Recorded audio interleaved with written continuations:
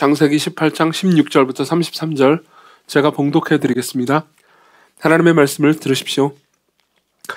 그 사람들이 거기서 일어나서 소돔으로 향하고 아브라함은 그들을 전송하러 함께 나가니라. 여호와께서 이르시되 내가 하려는 것을 아브라함에게 숨기겠느냐? 아브라함은 강대한 나라가 되고 천하 만민은 그로 말미암아 복을 받게 될 것이 아니냐? 내가 그로 그 자식과 권속에게 명하여 여호와의 도를 지켜 의와 공도를 행하게 하려고 그를 택하였나니 이는 나 여호와가 아브라함에게 대하여 말한 일을 이루려 함이니라. 여호와께서 또 이르시되 소돔과 고모라에 대한 부르짖음이 크고 또 그 죄악이 심히 무거우니 이제 내가 내려가서 그 모든 행한 것이 과연 내게 들린 부르짖음과 같은지 그렇지 않은지 내가 보고 알려 하노라. 그 사람들이 거기서 떠나 소돔으로 향하여 가고 아브라함은 여호와 앞에 그대로 섰더니 아브라함이 가까이 나아가 이르되 주께서 의인을 악인과 함께 멸하라 하시나이까? 그 성 중에 의인 50명이 있을지라도 주께서 그곳을 멸하시고 그 50 의인을 위하여 용서하지 아니하시리이까? 주께서 이같이 하사 의인을 악인과 함께 죽이심은 부당하오며 의인을 악인과 같이 하심도 부당하니이다. 세상을 심판하시는 이가 정의를 행하실 것이 아니니까. 여호와께서 이르시되 내가 만일 소돔 성읍 가운데서 의인 50명을 찾으면 그들을 위하여 온 지역을 용서하리라. 아브라함이 대답하여 이르되 나는 티끌이나 재와 같사오나 감히 주게 하려나이다. 50 의인 중에 5명이 부족하다면 그 5명이 부족함으로 말미암아 온 성읍을 멸하시리이까? 이르시되 내가 거기서 45명을 찾으면 멸하지 아니하리라. 아브라함이 또 바뀌어 아뢰어 이르되 거기서 40명을 찾으면 어찌하리라 하시나이까? 이르시되 40명으로 말미암아 멸하지 아니하리라. 아브라함이 이르되 내 주여 노하지 마시옵고 말씀하게 없어서 거기서 30명을 찾으시면 어찌하리라 하시나이까? 이르시되 내가 거기서 30명을 찾으면 그리하지 아니하리라. 아브라함이 또 이르시되 내가 감히 내 주께 아뢰나이다.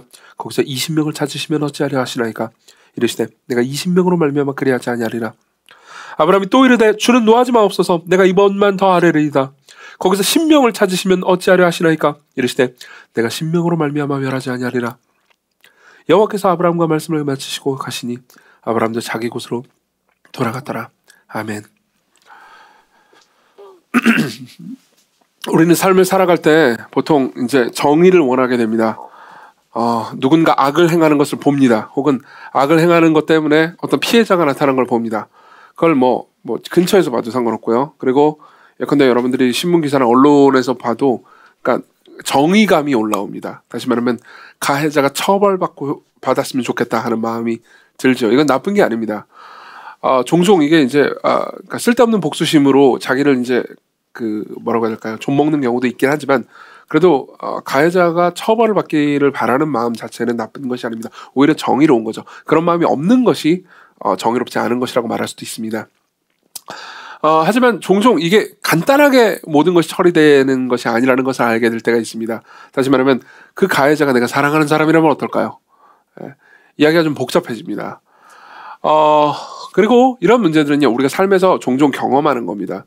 예컨대 여러분들이 신자라면 신자인 분들은 그러니까 자신이 사랑하는 사람이 자신의 가족일 수도 있고요. 그리고 자신이 친구나 동료가 예수 그리스도를 믿고 받아들이지 않는 것 때문에 마음 아파하고 그리고 기도하는 분들도 계실 겁니다. 그리고 꼭 그렇지 않더라도 그러니까 내가 되게 좋아하는 사람이 어떤 나쁜 짓을 저질러서 그 사람의 삶이 망가지는 걸 보면서 슬퍼하면서 괴로워하는 경우도 있을 겁니다. 그리고 사실상 아브라함도 어떤 의미에서는 그런 상황에 처해 있습니다. 우리가 읽은 본문에 따르면 하나님께서는 결국 소돔을 심판하실 겁니다. 그리고 우리가 19장에서 보면 알 수 있듯이 소돔은 이제 불로 심판을 당합니다. 그리고 그 가운데서 이제 소돔에 살고 있는 롯이 있습니다.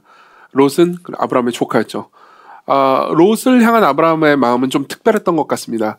하나님의 부르심을 받아서 갈대아 우르에서 떠날 때도 롯을 데리고 왔고요. 그리고 사실 갈대아 우르에서 떠날 때 하나님께서는 본토 친척 아비집을 떠나라고 했으니까 롯을 두고 왔었어야 했습니다. 그러니까 아브라함하고 사라만 같이 왔었어야 했지만 롯을 데리고 왔죠. 물론 롯이 이제 나중에 소돔으로 떠나긴 하지만 그만큼 롯을 사랑했던 것 같습니다. 근데 롯이 살고 있는 그 도시 소돔을 멸망시킨다라는 하나님의 이야기를 듣고 이제 어떤 마음이었을까요? 이 부분을 이제 보면서 이제 하나님과 롯이래요. 아브라함의 대화를 보면은 되게 재미있습니다. 게다가 이 부분을 보면서 이제 하나님께서 아브라함을 부르신 부르심을 다시 한번 확인할 수도 있게 됩니다. 왜 그러냐면 하나님께서 아브라함을 부르실 때 뭐라고 부르시면 하나님께서 아브라함에게 복을 주시겠다고 부르시기도 했지만 2절에 보면 12장 2절입니다. 12장 2절에 보면 복이 되게 하신다고 말씀하시거든요. 그렇죠? 하나님께서 아브라함에게 왜 복을 주십니까? 아브라함이 왜 복 받도록 하십니까? 아브라함이 복을 받도록 함으로써 아브라함이 다른 사람에게 복을 흘려보냄으로써 복이 되게 하시기 위해서입니다. 다시 말하면 천하 만민에게 있어서, 왜 우리 보통 이런 표현 쓰잖아요.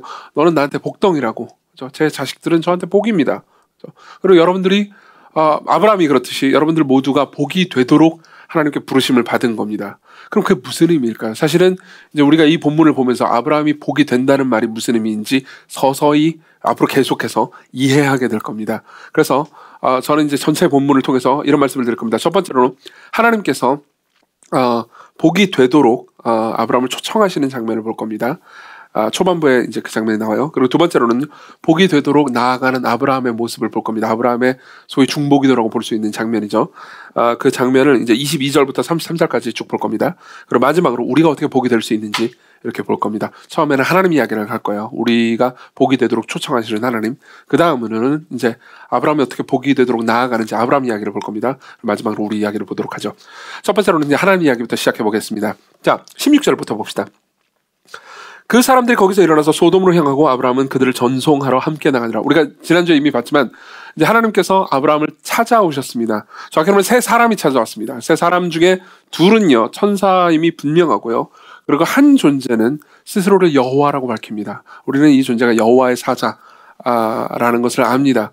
그리고 제가 지난주에도 말씀드렸고요. 그리고 한 3주 전에도 이제 16장 설교할 때도 마찬가지로 말씀드렸지만 혹시 이제 잘 모르시는 분들은 지난번 설교를 참고하십시오. 이 여호와의 사자가 누구인지 제가 말씀을 드렸습니다. 이 여호와의 사자는 삼위 하나님 중에서 구약시대 때 아직 성육신하시기 전에 활동하셨던 성자 하나님이십니다. 그래서 성자 하나님께서 아브라함을 만나시는 거죠. 실제로 나중에 여러분들이 요한복음 8장을 보잖아요. 그러면 예수님께서 이미 성신하신 성자 하나님께서요 아브라함 이야기를 하시다가 아브라함이 나의 때 볼 것을 즐거워하다가 보고 기뻐했다라는 표현을 씁니다. 그러니까 자신이 예수님이 아브라함을 봤다는 얘기죠. 그러니까는 유대인들이 예수님한테 뭐라고 얘기하냐면 네가 나이가 50도 안 됐는데 벌써 아브라함을 봤다고? 이렇게 얘기를 합니다. 다시 말하면 그러니까 그 이야기를 들은 사람들도 예수님이 아브라함을 봤다라고 이해했다는 거죠. 예수님은 아브라함을 보셨습니다. 어떻게 보셨죠? 지금 보고 계시잖아요. 그렇죠? 예. 그리고 이제 아직 성육신하시기 전에 성자 하나님과 그리고 두 천사는요. 이제 먼저 사라를 보러 왔죠. 우리가 지난주에 보았습니다. 사라를 보고 아들이 있으리라고 말씀을 하시고요. 그 다음에 이제 소돔으로 가십니다. 소돔으로 가는 길에 아브라함이 동행하죠. 그리고 나와 있는 이 33절까지의 모든 이야기는 그 동행하는 과정 가운데서 벌어진 이야기입니다. 이제 아브라함은 전송에서 함께 나갔는데요. 17절 여호와께서 이르시되 내가 하려는 것을 아브라함에게 숨기겠느냐? 라는 말씀을 하십니다. 그러니까 여기서 이제 우리가 나중에도 보면 알 수 있지만 하나님께서 아브라함을 친구처럼 대하셨다는 것을 알 수 있죠. 그렇죠? 실제로 아브라함과 하나님은 이제 우정을 쌓아가고 있습니다. 그리고 보통 우리는 우정을 쌓아가다 어떻게 우정을 쌓아갑니까? 서로의 비밀을 공유하면서 우정을 쌓아가죠. 예컨대 뭐 저는 20대 때 그러니까 되게 친해진 사람이랑 뭐 이런 얘기들을 했습니다. 내가 누구를 어떤 자매를 좋아한다. 이런 얘기를 하면은 사실 이건 비밀이기도 한편은 비밀이죠. 그렇죠? 한편으로는 비밀이기도 하지만 또 다른 한편으로 제 약점이기도 합니다. 그런 것들은 이제 툭 터놓음으로써 우정을 다지는 거죠. 하나님께서 그 일을 하고 있어요. 예컨대 여러분들이 친구랑 얘기를 할 때 친구가 여러분들한테 이런 말을 한다고 합시다. 지금부터 하는 얘기를 좀 해도 될지 모르겠어. 그럼 여러분들은 뭐라고 반응합니까? 여러분들이 정색하면서 해도 될지 안 될지 이성적으로 냉정하게 판단해 보고 나한테 말하려면 이렇게 얘기하지 않잖아요. 그렇죠? 여러분들 보통 뭐라고 말합니까? 뭔데? 얘기해도 괜찮아. 이렇게 얘기하죠. 그렇죠? 하나님께서 말씀하십니다. 내가 하려는 말을 아브라함에게 숨기겠냐? 이건 혼잣말이지만 다 들리도록 한다는 의미에서 혼잣말이 아니죠. 그렇죠? 그러면서 먼저 자신이 하려는 그 비밀스러운 일이 무엇인지 밝히기보다는 아브라함이 어떤 존재인지 먼저 말씀해 주십니다. 18절 19절 아브라함은 강대한 나라가 되고 천하 만민은 그로 말미암아 복을 받게 될 것이 아니냐. 내가 그로 그 자식과 권속에게 명하여 여호와의 도를 지켜 의와 공도를 행하게 하려고 그를 택하였나니 이는 나 여호와가 아브라함에게 대하여 말한 일을 이루려 함이니라. 요약하자면 이런 겁니다. 하나님께서 이렇게 말씀하시는 거죠. 나는 아브라함에게 내가 하려는 일을 숨길 생각이 없다. 왜요? 아브라함은 복이 될 것이기 때문이다. 천하 만민에게 아브라함이 복이다. 아브라함은 중요한 사람이다. 그리고 아브라함은 내가 불러서 의와 공도를 행하게 하려고 내가 부른 존재고 아브라함과 아브라함의 모든 족속들은 나를 따르고 내 친구가 될 것이다. 이렇게 얘기해 주는 거죠. 그렇죠? 이걸 통해서 이제 이제 이런 겁니다. 아브라함이 네가 단순히 복을 받은 존재가 아니고 열방에 대해서 복이 되어야 한다라는 것을 다시 한번 강조하고 있는 거죠. 사실 이거는 모든 사람들이, 모든 그리스도인들이 받은 부르심과 동일합니다. 아브라함이 하나님께 부르심을 받았을 때 복이 되도록 부르심 받은 것뿐만 아니라 여러분들이 그리스도인이라면, 여러분들이 예수 그리스도를 믿고 따르고 있다면요, 여러분들 역시 단순히 복을 받도록 부르심 받은 정도가 아니고 복이 되도록 부르심 받은 겁니다. 여러분 들어보죠. 우리 교회는 뭐 꼭 그런 사람들뿐만 아니라 모두가 그래야 되지만, 우리 교회는 이제 지방에서 살다가 서울에 직장을 구하러, 혹은 서울에서 이제 학교를 다니거나 뭐 다른 여러 가지 방식으로, 여러 가지 이유로 서울에 올라와서 살고 계신 분들이 많이 계십니다. 사실 우리 교회, 오늘은 청년 주간이잖아요. 청년들이 예배드리는 주간이잖아요. 우리 교회 청년들의 거의 뭐 한 절반 이상은 이제 그렇게 우리 교회에 와가지고 정착을 하게 됐죠. 여러분들은 왜 서울로 오셨습니까? 왜 이 서울 수도권에 정착을 하러 오셨습니까? 도시를 이용하기 위해서죠. 잘못됐다는 게 아닙니다. 여러분들이 잘못하고 있고 나쁜 일을 하고 있다라고 얘기하고 있는 게 아닙니다. 여러분들은 도시를 이용하러 왔습니다. 그렇죠? 도시에는 여러분들에게 무언가 전문 기술을 가르쳐 줄 수 있는 엘리트들이 있습니다. 여러분들이 꿈을 펼치거나 무언가를 할 수 있는 그러니까 회사나 뭐 학교 같은 것들이 있습니다. 그리고 계속 여러분들은 학교나 회사에서 여러분들이 뭐 배우기도 하고 일을 하기도 하면서 여러분들이 더 나아지기를 바라죠. 그렇죠? 그리고 여러분들을 가르쳐 줄 수 있는 어떤, 뭐 예를 들면 여러분들이 직장을 선택하는 기준도 뭐 월급이나 이런 것들도 있지만 내가 거기서 더 배울 수 있는가? 그죠? 근데 우리 교회는 뭐 개발자나 뭐 디자이너들이 많죠. 왜 여러분들이 그 직장을 선택했습니까? 혹은 여러분들이 이직하고 싶다면 어디로 가고 싶습니까? 여러분들이 더 배우고 싶은 곳으로, 배울 수 있는 곳으로 가려고 하잖아요. 그렇죠? 왜 여러분들은 서울로 오셨습니까? 왜 여러분들은 도시로 오셨습니까? 도시를 이용하기 위해서입니다. 이건 잘못된 게 아닙니다. 그렇죠? 하나님께서 여러분들에게 도시를 주셨습니다. 도시는 이용할 수 있는 곳입니다. 그러나 한편으로 여러분들은 도시를 이용하라고만 부르심받은 게 아닙니다. 도시를 섬기도록 부르심받았습니다. 모든 그리스도인들은요. 여러분들이 도시에 산다면 여러분들이 도시를 섬기도록 부르심받은 겁니다. 왜 그럴까요? 도시는요, 독특합니다.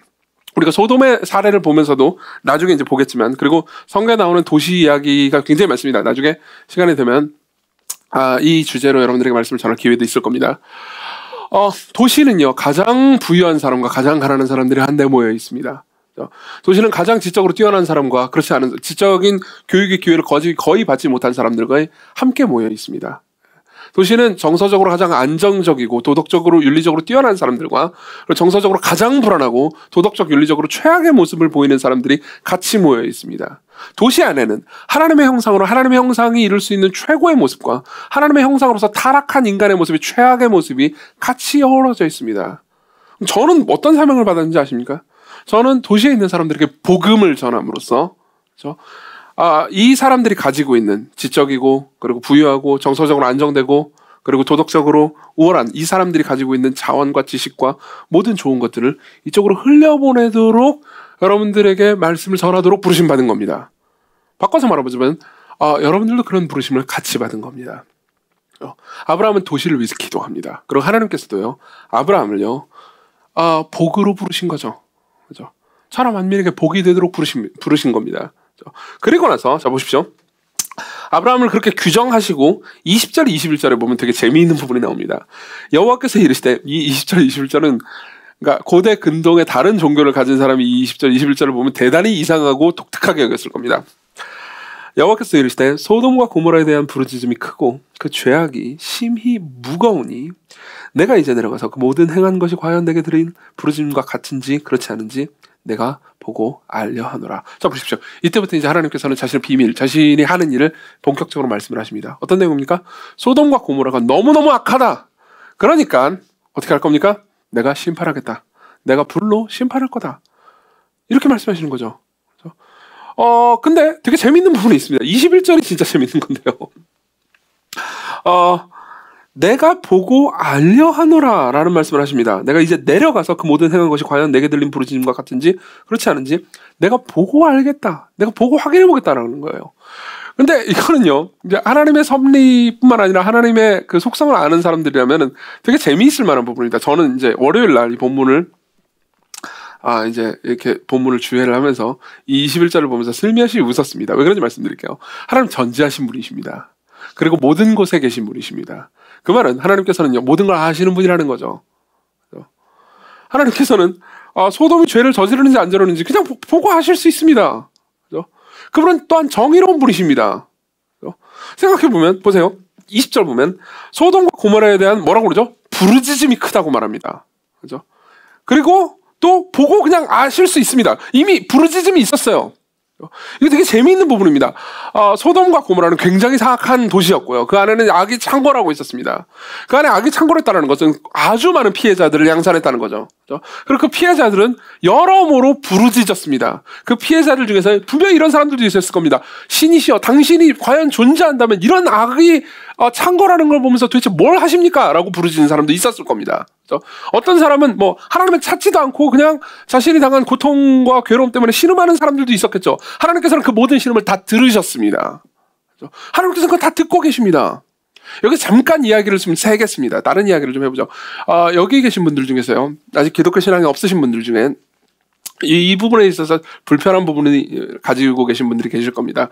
하나님께서 심판하시고 누군가를 저주하시거나 혹은 진노를 내리신다라는 사실이 되게 불편한 거죠. 하나님 신이 있다면 사랑해야지 왜 누군가를 심판하고 지옥에 보내고 진노를 내리죠? 라는 생각을 하시는 분들이 계실 겁니다.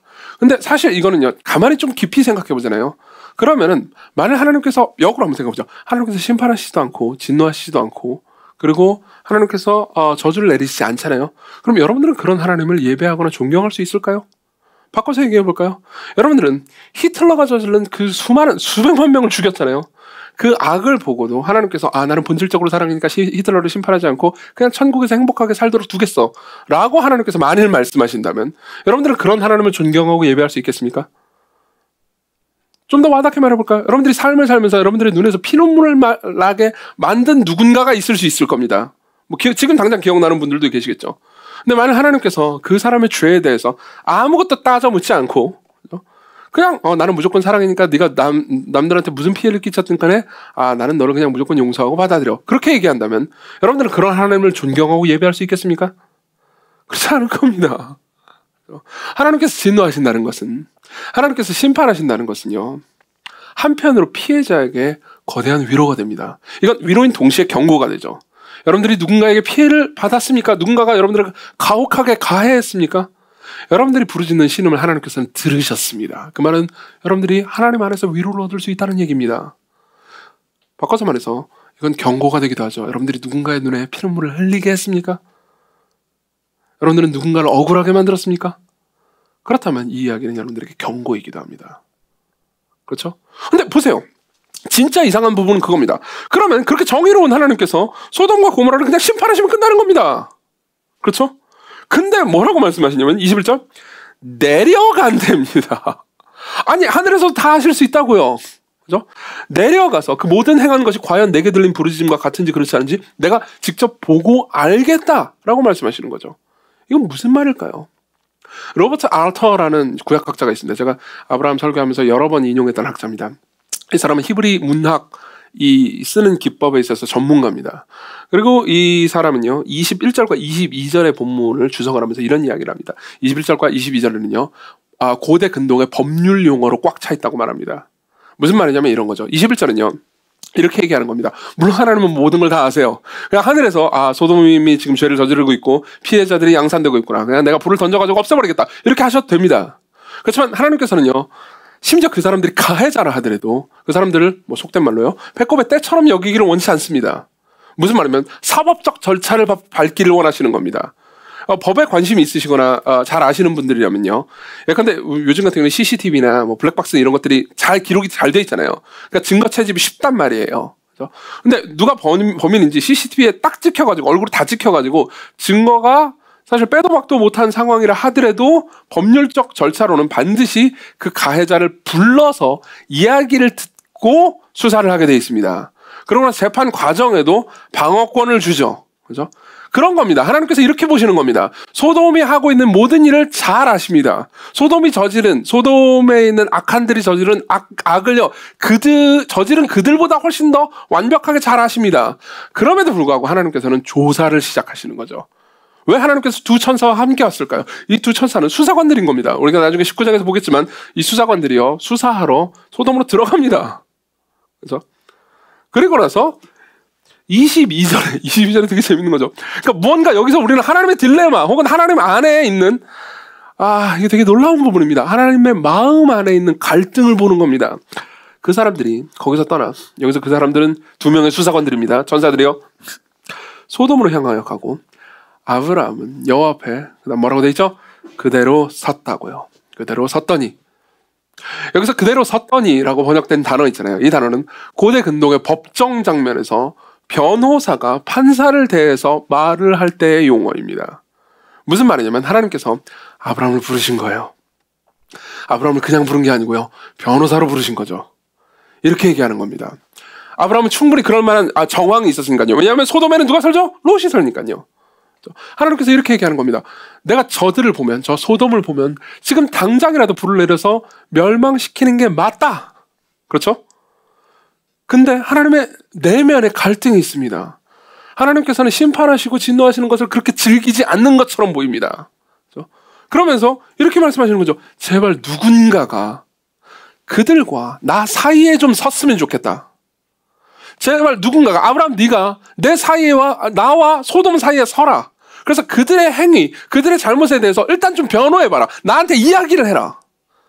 나를 막아서서 무언가 말해라. 이게 바로 섰다라는 말의 의미입니다. 그렇죠? 아브라함한테 뭐라고 말씀하시는 겁니까? 그러니까 네가 복이다. 네가 최소한 소돔 사람들에게 복이 될 수 있다. 나와 소돔 사이에 서서 무언가 말해다오. 내 마음 가운데 나는 당연히 그들을 진노하고 그들을 멸망시켜야 마땅하다고 믿는다. 이것이 정의롭다. 그렇지만 내가 이 정의를 집행하기 전에 중간에 서서 나한테 무슨 말을 해라. 이게 하나님께서 아브라함을 초청하시는, 복이 되라고 초청하시는 초청이었어요. 실제로 성경을 자세히 살펴보잖아요. 그럼 아브라함뿐만 아니라 여러 곳에서 하나님께서 이렇게 말씀하시는 장면들을 볼 수 있습니다. 예를 들면 가장 유명한 장면은요. 에스겔 22장이죠. 에스겔 22장에 보면요. 하나님께서는 예루살렘을 멸망시키기 전에 그 도시를 멸망시키기 전에 30절에 이런 말씀을 하십니다. 읽어드릴게요. 이 땅을 위하여 성을 쌓으며 성 무너진 데를 막아서서 나로 하여금 멸하지 못하게 할 사람을 내가 그 가운데서 찾다가 찾지 못하였으므로 내가 내 분노를 그들 위에 쏟으며 내 진노의 불로 멸하여 그들 행위대로 그들을 머리에 보응하였느니라. 무슨 말입니까? 내가 예루살렘을 멸망시키기 위해서 예루살렘이 잘못한 게 너무 많으니까요. 작정을 하셨습니다. 근데 문제는 뭐냐면은 찾으신 거예요. 어떤 사람을 찾으신 겁니까? 이 성을 내가 멸망하지 못하게 하도록 내 진노와 저주를 내리지 못하게 하도록 중간에 서서 나를 위해서 그리고 그들을 위해서 중보할 사람들은 내가 못 찾았다. 그래서 그들을 멸망케 했다. 이런 얘기입니다. 이런 이야기는 굉장히 많이 나옵니다. 모세도 이 이야기가 나오고요. 사무엘에도 이 이야기가 나옵니다. 계속해서 이 이야기를 통해서 하나님께서 어떤 분이신지 하나님의 내적 갈등을 설명해 주고 있는 겁니다. 나는 진노를 즐기지 않는다. 나는 죄인들을 심판하는 것을 즐기지 않는다. 물론 죄인들을 심판하지 않는다면 내가 정의롭지 않은 것이기 때문에 나는 반드시 심판할 것이다. 그렇지만 나는 그것을 즐기지 않는다. 내 안에 내적 갈등이 있다. 그렇죠? 이건 여러분들 개개인에게 되게 많은 것들을 생각하게 만들어줍니다. 여러분들이 누군가를 어떤 악한 사람들이 있습니다. 나쁜 짓을 저지른 사람이 있습니다. 연쇄살인마가 있다고 합시다. 그런 이야기를 여러분들이 기사나 뉴스 같은 것들을 통해서 들었습니다. 그럼 여러분들이 분노한다면요. 그건 당연한 겁니다. 분노하지 않는 것이 오히려 정의롭지 않은 거겠죠. 그런데 다만 여러분들이 분노하기만 한다면 혹은 그를 향해서 분노하면서 그 분노를 즐기고 있다면 여러분들은 하나님을 아는 게 아닙니다. 여러분들은 하나님과 같지 않습니다. 여러분들은 하나님께서 죄인들을 어떤 방식으로 대하시는지에 대해서 공감하고 있지 않는 겁니다. 무슨 나쁜 일을 저지른 사람이 그 사람이 어떤 보응을 받는 것을 여러분들이 보면서 즐거워하고 있다면 여러분들은 하나님을 아는 게 아닙니다. 더 깊이 들어가 볼까요? 나쁜 것뿐만 아니라 종종 우리는 이럴 때가 있습니다. 예컨대 여러분들 이런 데 없는지 모르겠습니다. 내가 있는 진영, 내가 소속된, 내가 좋아하는 진영을 절대시하면서 상대 진영을 조롱하거나 미워한 적은 없습니까? 예를 한번 들어보죠. 우리는 정치 문제가 예민하다는 것을 알고 있습니다. 여기 중에서는요. 정치적으로 소위 진보에 속하는 분도 계실 거고요.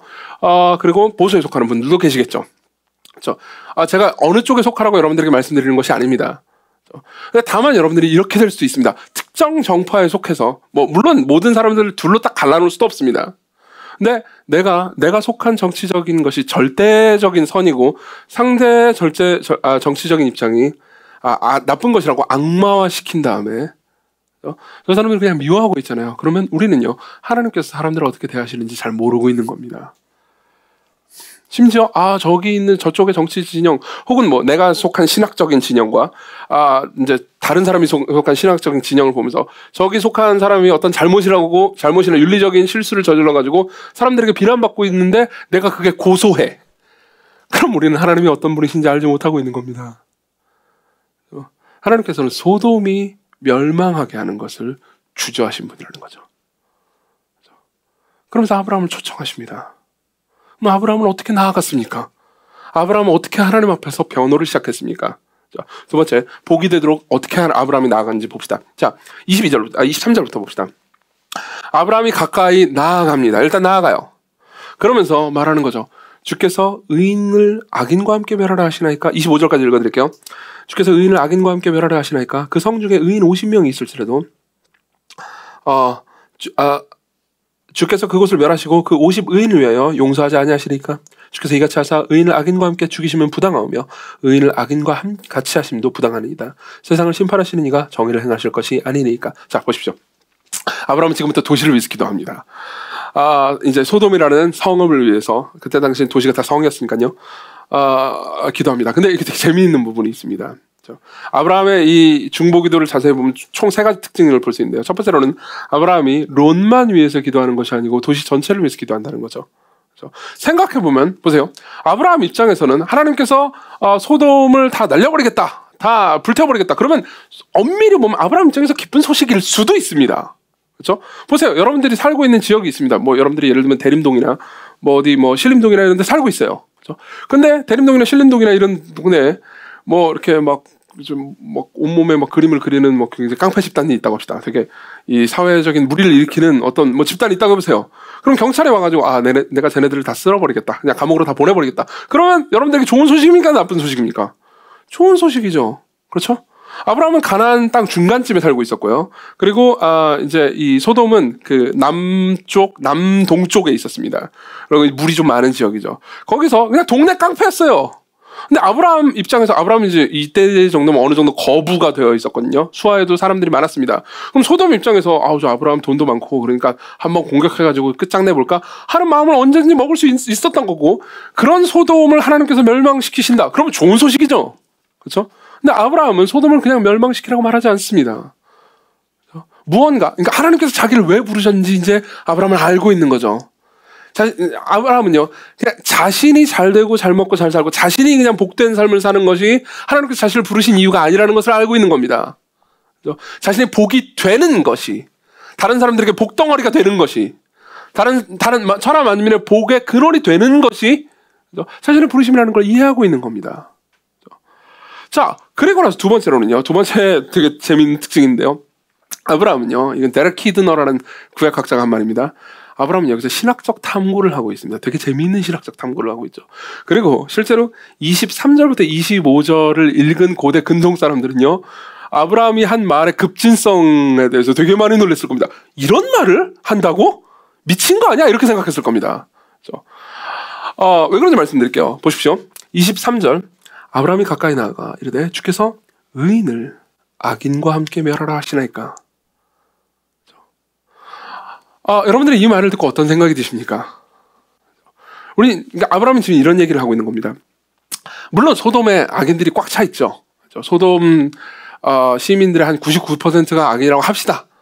근데 그 중에서 50명이라도 의인이 있으면 하나님께서 소돔을 다 멸망시킬 때, 그렇죠?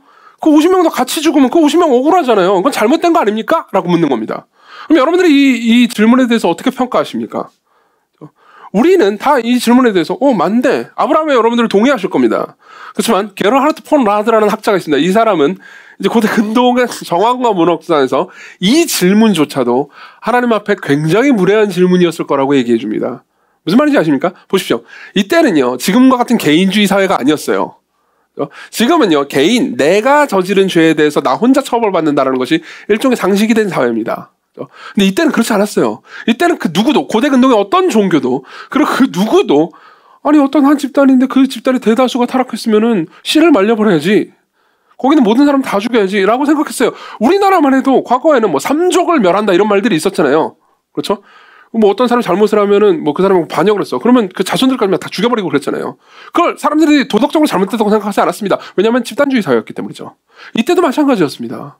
그런 상황에서 아브라함이 이 50명이라도 이 50명을 위해서 다 멸망시키면 이거 잘못된 거 아닙니까? 라고 묻는 겁니다. 이 물음 자체가 하나님 입장에서 굉장히 무례하게 여겨질 만한 질문이었다는 거죠. 25절을 보십시오. 주께서 이같이 하사 의인을 악인과 함께 죽이시면 부당하며, 부당하다는 단어를 쓰고 있어요. 물론 아브라함은 함부로 하고 있는 게 아닙니다. 예컨대 27절에 보면 아브라함이 대답하여 이르되 나는 티끌이나 재와 같사오나 감히 죽게 하려나이다. 그러니까 굉장히 예의 바르게 말하고 있어요. 그리고 자신이 얼마나 무시무시한 요구를 하고 있다는 것을 아브라함 본인이 알고 있었습니다. 근데도 불구하고 담대하게 말합니다. 25절. 부당하오며 의인과 악인을 같이 하심도 부당합니다. 세상을 심판하신 분이 정의를 행해야 되는 거 아닙니까? 라고 얘기하는 겁니다. 그죠? 라드는요, 이 독일의 구약학자죠. 이게 당시로서 엄청나게 급진적인 선언이었다고 얘기해 줍니다. 이것조차도 사실은 상상할 수 없었던 거죠. 사실 어떤 의미에서 연대 책임은 그렇게까지 우리한테 막 거부 반응을 일으키는 것만은 아닙니다. 예를 들면 연대 책임이 예를 들면 연좌제 같은 경우에 우리나라에서 거의 사라졌다고 하지만 실제로 삶을 통해서 연대 책임을 경험하는 것은 그리 낯선 것이 아닙니다. 예컨대 군대를 예를 들면 사실 군대를 예를 들기 좀 어려워졌어요. 제가 군대에 간 게 거의 20년이 넘었기 때문에 어쨌든 그렇지만 군대 얘기를 좀 해보자면요. 뭐 지금도 그럴 것 같은데 이제 뭐 약간 상병에서 제일 높은 지금도 상병 마로봉이 군기반장인가요? 그런 거 없어졌나요? 여기 있는 사람들 군대 갔다 온 지 좀 됐군요. 어쨌든 보통 그렇죠. 뭐 이제 이등병이 뭘 잘못하면은 사실 상병이 혼나죠. 그래서 연대 책임을 집니다. 사실 회사에도 그런 일들은 흔합니다. 왜 예를 들면 회사에서 결제를 맡잖아요. 결제를 맡을 때 뭐 과장 결제, 그다음 뭐 팀장 결제, 그다음 부장 결제를 맡잖아요. 그럼 뭘 의미하죠? 연대 책임을 진다는 겁니다. 그렇죠? 지금도 연대 책임에 대한 인식들이 어느 정도는 있습니다. 이때처럼만은 아니지만. 근데 그 상황에서 아브라함은 어떤 한 사람이 의인이라 하더라도 그 의인이 악인들을 돌보거나 악인들을 계도하는 책임을 제대로 지지 못했다 하더라도 봐주세요라고 급진적인 요구를 하고 있는 셈이죠. 그렇죠? 근데 생각해보면 이게 이제 세 번째 특징입니다. 급진적인 요구에서 아브라함은 한 발 더 나갑니다. 이게 되게 재밌는 부분이에요. 아브라함은 정말 그러니까 당시의 사람들이 보기에 이해할 수 없는 요구를 하나님께 합니다. 24절 들어보세요. 그 성중에 의인 50명이 있을지라도 주께서 그곳을 멸하시고 그 50의인을 위해서 용서하지 아니하시리까? 이게 최고로 급진적인 요구입니다. 무슨 말이에요? 자 보십시오. 그때 당시의 상식은 어떤 집단이 있잖아요. 근데 그 집단의 일부라도 이 대다수가 타락하잖아요. 그럼 일부가 선하다 하더라도 다 멸망시키는 게 상식이었어요. 근데 아브라함은 그 잘못된 거래요. 이것부터가 하나님한테 가르치는 그 나쁜 짓입니다. 그죠? 아주 이 나쁜 말로 하면 싸가지 없는 짓이죠. 근데 아브라함은 한 발 더 나가서 이렇게 얘기하는 거예요. 하나님, 이건 어때요? 소수의 의인들 때문에 이 다수의 악인들을 용서해주면 어떨까요? 이거 더 이상합니다. 보세요. 아브라함이 이렇게 얘기한 겁니다. 다수의 악인들의 죄를 이 소수에게 전가시키는 건 잘못된 거 아닙니까? 그때 당시에 아무도 잘못됐다고 생각하지 않았어요. 그죠? 잘못된 거 아닙니까? 여기까지만 해도 무례합니다. 근데 아브라함은 한 발 더 나가서 근데요 하나님 이 소수의 의인들의 의로움을 나머지 악인들에게 전가시켜주면 어떨까요? 나머지 악인들을 용서해주면 어떻습니까? 라고 얘기한 거예요. 아주 무례한 거죠. 근데 거기서 한 발 또 나갑니다. 하나님께서 어떻게 하십니까? 26절. 여호와께서 이르시되 내가 소돔 성읍 가운데서 이 정황을 생각해보면 이 말이 얼마나 대단한 말인지 알 수 있습니다. 의인 50명을 찾으면 그들을 위해서 온 지역을 용서하리라. 아브라함은 또 나갑니다. 저는 티끌이나 재와 같지만 그래도 감히 아래입니다. 5명 부족하면요. 45명이면 어떻게 하시렵니까? 용서하겠다. 40명이면요. 처음에는 총 6번 강구하거든요. 6번 강구하는데 처음에는 5명씩 떨어뜨립니다. 그러다 그 다음부터는 팍팍 더 팍팍 떨어뜨려요. 10명씩 떨어뜨립니다. 30명은요. 용서하겠다. 20명은요. 멸하지 않겠다. 10명은요. 멸하지 않겠다. 이게 어떤 의미인지 아십니까? 아주 지극히 작은 의인들의 무리만 있다 하더라도 10명만 있다 하더라도 그 10명의 의로움을 나머지 대다수의 나쁜 사람들의 걸로 여겨주시면 안 돼요? 라고 물어보는 거죠. 이렇게 무례한 물음이 어디 있습니까? 근데 하나님께서는요, 그걸 다 들어주십니다.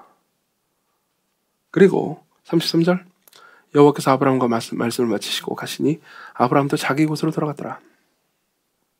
자, 이 부분에서 우리는 당황하게 되는 거죠. 사실 이 부분에서 그러니까 이 전체 이야기 최고의 재미있는 부분이 등장합니다. 그리고 이해하기 어려운 부분이 등장하죠. 그죠? 아브라함은 몇 명까지 얘기합니까? 10명까지요.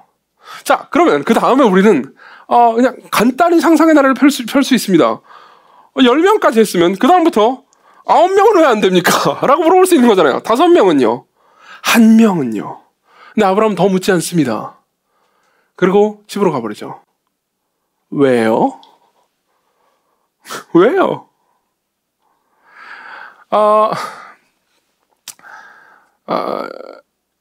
저는 이제 월요일부터 사실 이제 이 전부터 창세기를 보면서 이 본문에 대해서 이제 연구를 하면서 의아하게 생각했는데 월요일부터는 약간 집중적으로 이 질문에 대한 탐구를 시작했습니다. 그리고 어려웠어요. 왜 어려웠냐면은 굉장히 많은 사람들의 주석을 보았습니다. 그러고 나서 알게 된 건 많은 사람들의 연구가 다 다르다는 걸 알게 됐습니다. 결론이요. 결론이 다 다르다는 걸 알게 됐는데 뭐 예컨대 인기 있는 한 주석은 이런 거였습니다. 그러니까 10명이라는 게 고대 사회에서는 한 부족 단위였다. 최소 단위였다. 그러니까 이거마저 없어지면 안 된다. 뭐 이런 거였어요. 그리고 이제 나중에 좀 더 연구해 보니까 이게 잘못된 주석이라는 걸 알게 됐습니다. 왜냐하면 이 10명이라는 게 이때 당시에는 그런 풍습이 있었던 게 아니고요. 이 이후의 풍습입니다. 그러니까 같은 얘기가 아닌 거죠. 그럼 이제 물어볼 수 있죠. 왜 1명은 안 됩니까? 왜 1명은 안 됩니까?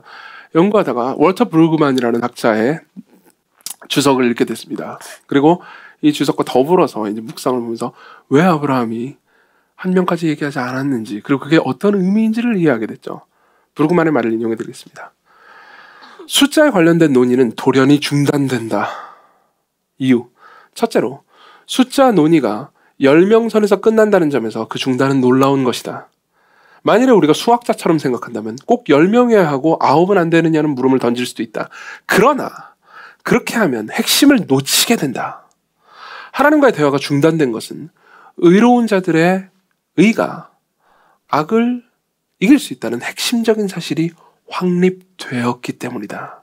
이제 숫자를 가지고 더 이상 이야기할 필요가 없는 것이다. 무슨 말입니까? 아브라함은 계속해서 하나님께 물어봤습니다. 50명은요? 45명은요? 40명은요? 30명은요?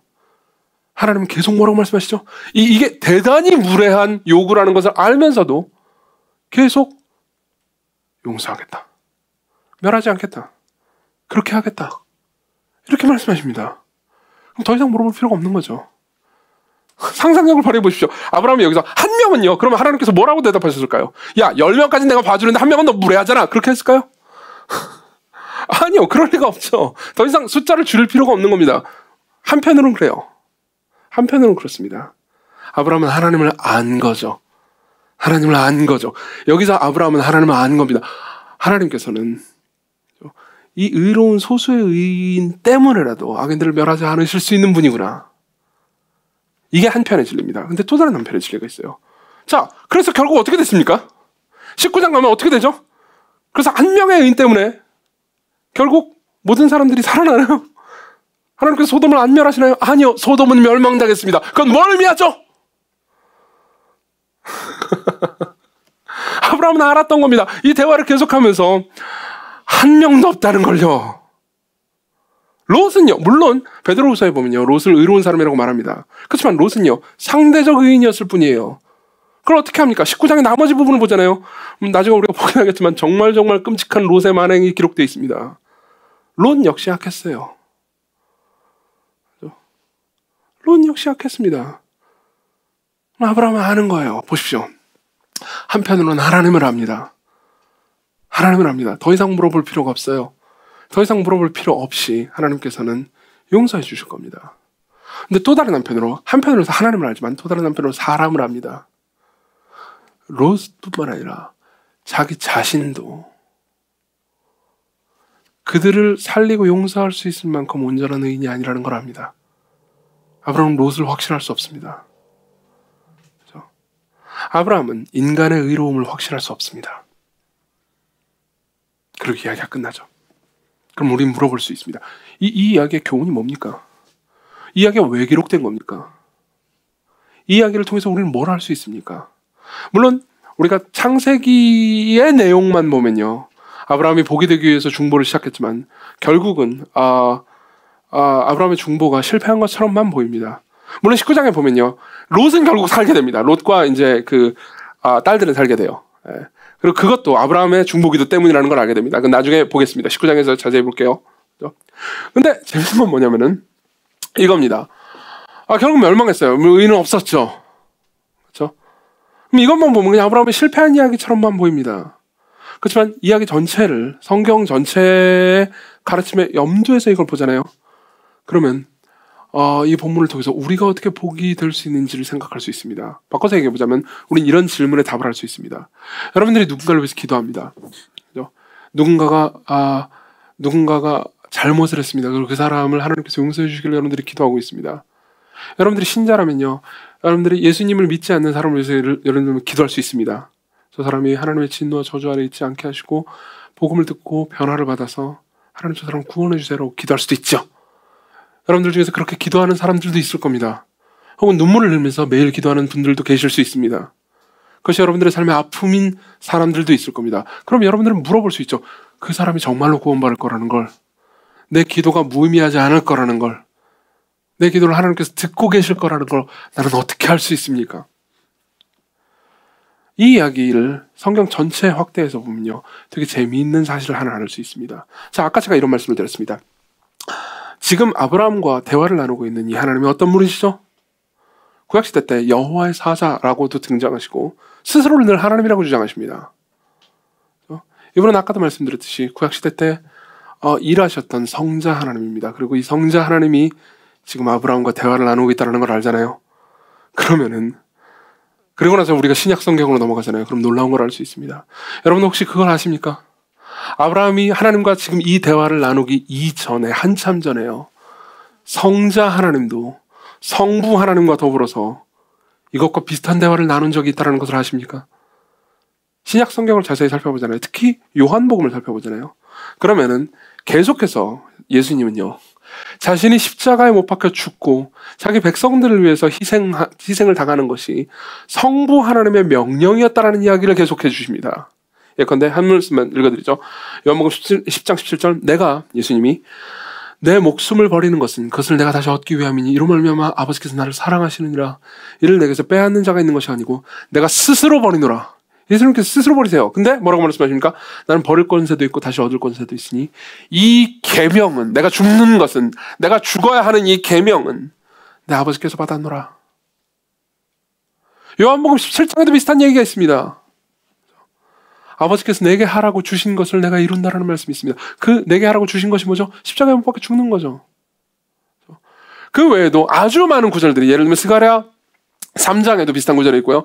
아주 많은 구절들이 이런 얘기를 해줍니다. 성경에 굉장히 많이 흩뿌려져 있는 여러 진리들이 이 얘기를 해줍니다.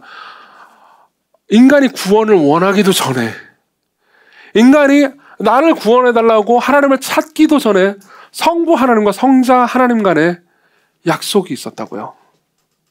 이걸 신학자들은 어려운 말로 구속 언약이라고도 부릅니다.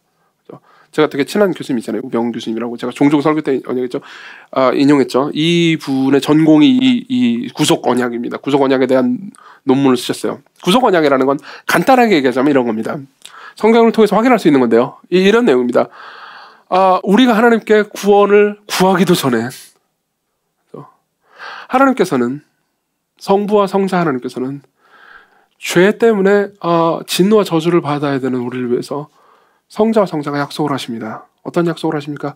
성부는 모든 것을 주관하시면서 성자에게 우리가 저지른 모든 죄와 우리가 행한 모든 허물들 있잖아요. 그걸 성자에게 지우게 하시고 우리가 마땅히 받아야 되는 저주를 그분이 대신 받도록 하시며 우리가 받을 자격이 없는 복을요 그분이 획득하심으로써 우리에게 주도록 둘이 약속을 하시죠. 이걸 구속언약이라고 부릅니다. 제가 새가족반 책에도 인용을 했는데요. 새가족반 책 읽어보신 분들은 이 부분이 기억나실지도 모르겠습니다. 존 플라벨이라는 청교도가 있습니다. 17세기에 특히 구속언약과 관련된 것에 대해서 굉장히 많은 좋은 글들을 썼죠. 플라벨이요, 이 성부와 성자의 그 언약을, 약속을요, 우리를 구원하시겠다라는 성부 하나님과 성자 하나님의 이 두 위격의 약속을 가상대화로 구성합니다. 이거 상상력을 발휘한 가상대화일 뿐이에요. 그렇지만 성경에 굉장히 뿌리 박혀 있습니다. 제가 읽어드릴게요.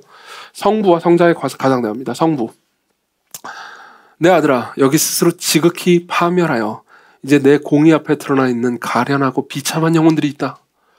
공의가, 의로움이 이들에게 보응할 것을 요구하니 그렇지 않으면 이들을 영원히 멸망시킴으로써 공의가 스스로 보응할 것이라. 이 영혼들을 어떻게 했으면 좋겠는가? 성자, 예수님 말씀하십니다.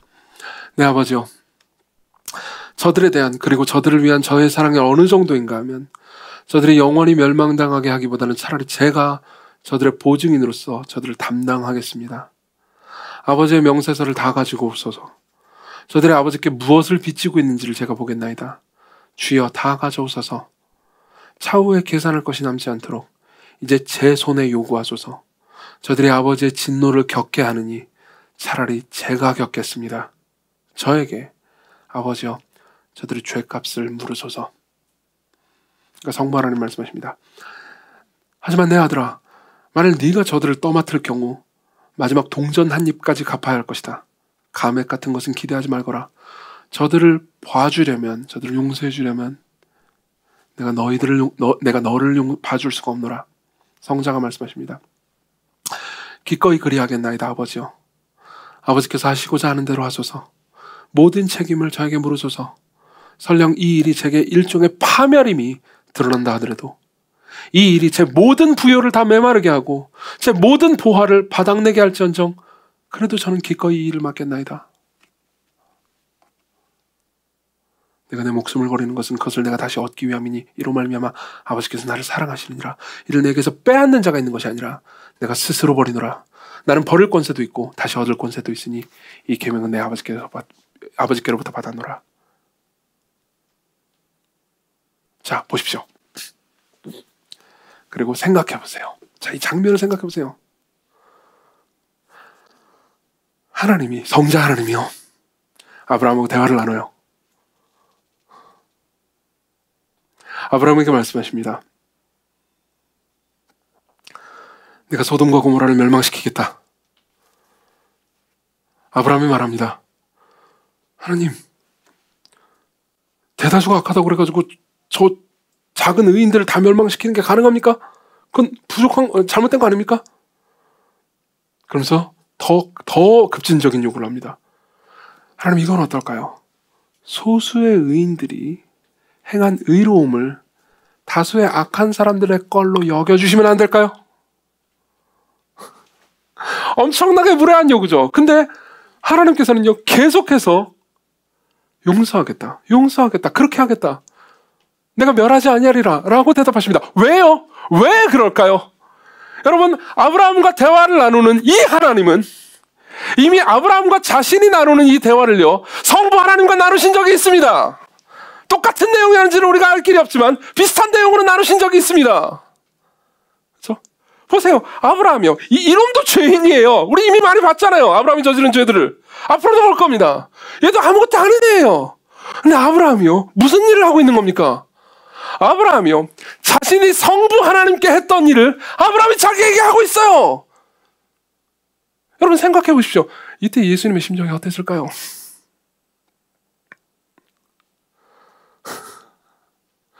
이 성자는 어떤 하나님이십니까? 물론 이분은 아브라함보다 훨씬 더 뛰어난 분이십니다. 아브라함보다 훨씬 더 뛰어난 제사장이고 아브라함보다 훨씬 더 나은 중보자십니다. 아브라함은 자신이 당할 위협을 그냥 감수했을 뿐이지만 예수께서는 실제로 위협으로 뛰어 들어가셨습니다. 그리고 진노와 저주를 받으셨죠. 그렇죠? 저와 여러분들을 용서하시기 위해서, 그분은 그분이 행한 모든 의로움을 저와 여러분들의 것으로 여겨주십니다. 단 한 사람의 순종이 우리 모두의 순종이 되었습니다. 단 한 분이 받으신 모든 저주가 우리가 저주에서 해방될 수 있는 근거가 됐습니다.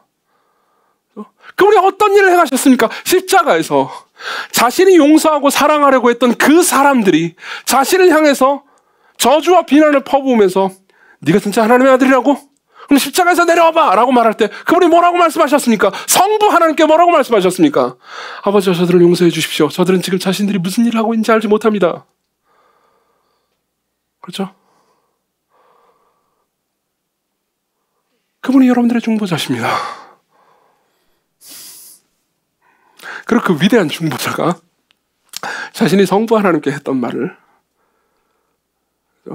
자기에게 하는 죄인 하나를 보고 있는 거예요. 아브라함이 아무것도 아니네요.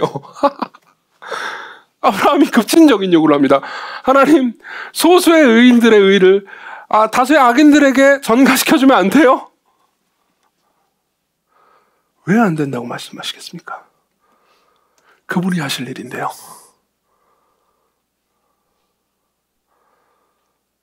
적용하고 마치죠. 첫 번째, 여러분들 중에서 아직 예수 그리스도를 주와 구주로 받아들이지 않으신 분들을 위해서 말씀드립니다. 아직 이 이야기를 듣고 다 모든 문제가 해결됐을 거라고 생각하지 않습니다.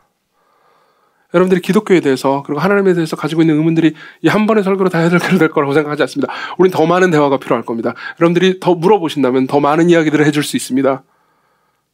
그렇지만 여러분들이 지금 예수 그리스도를 주와 구주로 받아들인다면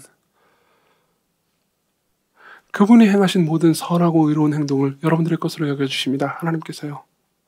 그리고 여러분들이 받아야 되는 모든, 여러분들의 삶을 살면서 스스로 저질렀다고 해서 생각되는 모든 죄악, 그리고 그 죄악 때문에 경험하는 죄책감들이 있겠죠. 그것을 그분의 것으로 가져가십니다. 그리스도께서 여러분들의 중보자가 되십니다. 그분은 과거에만 여러분들의 중보자였던 게 아닙니다. 지금도 여러분들을 위해서 기도하고 계십니다. 나의 자녀들아, 요한일서 2장 1절. 이것을 너에게 쓰면 너희로 죄를 범치 않게 하려 함이라. 하지만 누가 죄를 범하여도 아버지 앞에서 우리에게 대언자가 있으니, 우리의 중보자가 있으니, 우리의 변호사가 있으니 곧 예수 그리스도라. 그분이 지금도 여러분들을 위해서 기도하고 계십니다. 두 번째로, 여러분들이 신자라면요, 여러분들이 예수 그리스도를 주와 구주로, 여러분들의 영원한 중보자로 받아들이신 분이라면 제가 이런 말씀을 드리고 싶습니다. 예수 그리스도께서 성부 하나님께 드리셨던 기도를 여러분들도 이웃을 위해서 하나님께 드리기를 원치 않으십니까? 바꿔서 말해볼까요? 예수 그리스도께서 여러분들을 위해서 하신 일을 여러분들도 이웃을 위해서 하기를 원치 않으십니까? 그게 여러분들의 부르심입니다. 여러분들은 단순히 복을 받도록 부르심 받은 정도가 아닙니다. 여러분들은 복이 되도록 부르심 받았습니다. 여러분들은 하나님께서 세상을 사랑하도록, 이 도시를 사랑하도록 중보자로 부르심 받은 사람들입니다. 여러분들의 가족을 위해서, 여러분들의 친구를 위해서, 혹은 학교나 직장이나 이 도시를 위해서 그리스도께서 여러분들을 위해서 하신 일을 생각해 보십시오. 여러분들이 그 일을 더 깊이 생각할수록 여러분들에게 더 많은 용기가 생겨날 겁니다. 여러분들은 기도할 때 힘을 얻을 수 있을 겁니다. 여러분들이 사람들을 위해서 기도할 때 여러분들은 예수님께서 우리를 위해서 하신 일 있잖아요. 예수님께서 우리를 위해서 하신 일을 여러분들도 하고 있다고 확신하셔도 좋습니다. 생각해보세요. 하나님을 굳이 찾지도 않던 신음소리를 모두 들으시는 하나님께서 자기 백성들을 위해서 기도하는 사람들의 소리를 거절하시겠습니까? 그리스도께로 오십시오. 같이 기도합시다.